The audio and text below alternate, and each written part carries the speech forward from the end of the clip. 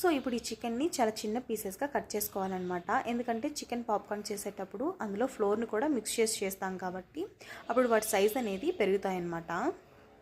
So ఇలా చిన్న పీసెస్గా కట్ చేసుకొని నీట్గా క్లీన్ చేసుకోవాలి.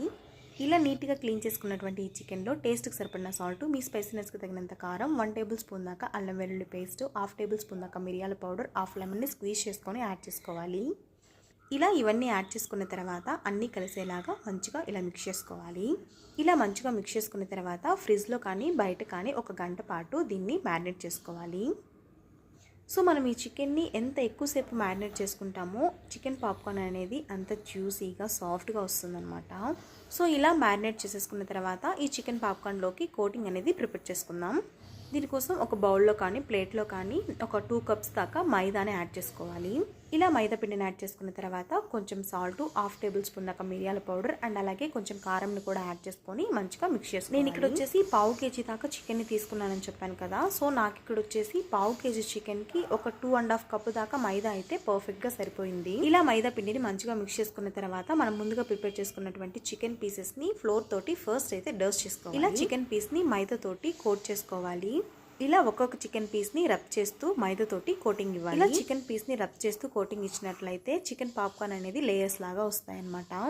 ఇలా చికెన్కి మైదాతో కోటింగ్ ఇచ్చేసిన తర్వాత ఇప్పుడు ఈ చికెన్ని ఒక 10 సెకండ్స్ పాటు కూల్ వాటర్లో డిప్ చేసి మళ్ళీ మైదాతోటి కోటింగ్ ఇవ్వాలి. సో ఫస్ట్ అయితే మ్యారినేట్ చేసుకున్నటువంటి చికెన్ని మైదాతోటి కోటింగ్ ఇవ్వాలి. తర్వాత ఇలా మైదాతో కోటింగ్ ఇచ్చేసిన చికెన్ని ఒక 10 సెకండ్స్ పాటు కూల్ వాటర్లో డిప్ చేసి మళ్ళీ మైదాతోటి కోటింగ్ ఇవ్వాలి. ఇలా చికెన్ పీసెస్ అన్నిటికీ కోటింగ్ ఇచ్చేసిన తర్వాత ఇప్పుడు వీటన్నింటినీ ఒక ప్లేట్లోకి తీసుకుందాం. ఇలా ప్రిపేర్ చేసుకున్న తర్వాత ఇప్పుడు వీటిని డీప్ ఫ్రై చేసుకుందాం. ఇలా ప్రిపేర్ చేసిన వెంటనే డీప్ ఫ్రై అనేది చేయొద్దు, ఎందుకంటే చికెన్ పీసెస్ మీద ఉన్న మైదా అనేది ఆయిల్లో పడిపోతుంది అనమాట. సో అప్పుడు ఆయిల్ అనేది పాడైపోతుంది. సో ఒక 5 to 10 మినిట్స్ పాటు మైదా అంతా చికెన్ పీస్ అబ్జర్వ్ చేసుకున్న తర్వాత డీప్ ఫ్రై చేసుకోండి. సో నెక్స్ట్ వచ్చేసి స్టవ్ మీద కడాయి పెట్టుకొని డీప్ ఫ్రైకి సరిపడిన ఆయిల్ని యాడ్ చేసుకోవాలి. ఆయిల్ హీట్ అయిన తర్వాత ఒక్కొక్క పీస్ని యాడ్ చేసుకుంటూ ఫ్రై చేసుకోవాలి. మంటను మీడియం ఫ్లేమ్లో పెట్టుకొని మధ్య మధ్యలో కలుపుకుంటూ క్రిస్పీగా గోల్డ్ కలర్ వచ్చేంత వరకు ఫ్రై చేసుకోవాలి.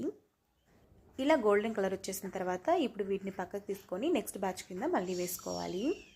సో అంతే, చాలా ఈజీగా సింపుల్గా ఇంట్లోనే ఎంతో హైజీన్గా చికెన్ పాప్కార్న్ అయితే ప్రిపేర్ చేసేసుకోవచ్చు.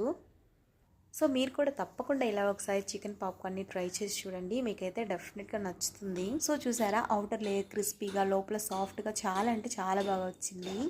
సో డిప్ కింద టమాటా కెచప్తో కానీ మైనస్తో కానీ సర్వ్ చేసుకుంటే చాలా టేస్టీగా ఉంటుంది. సో తప్పకుండా ఈ డిష్ని మీరు కూడా ట్రై చేయండి. చిన్నపిల్లల దగ్గర నుంచి పెద్దవాళ్ళ వరకు అందరికీ నచ్చుతుంది. ఐ హోప్ ఈ వీడియో మీకు నచ్చిందని అనుకుంటున్నాను. మీకు కనుక ఈ వీడియో నచ్చినట్లయితే ఒక లైక్ చేయండి అండ్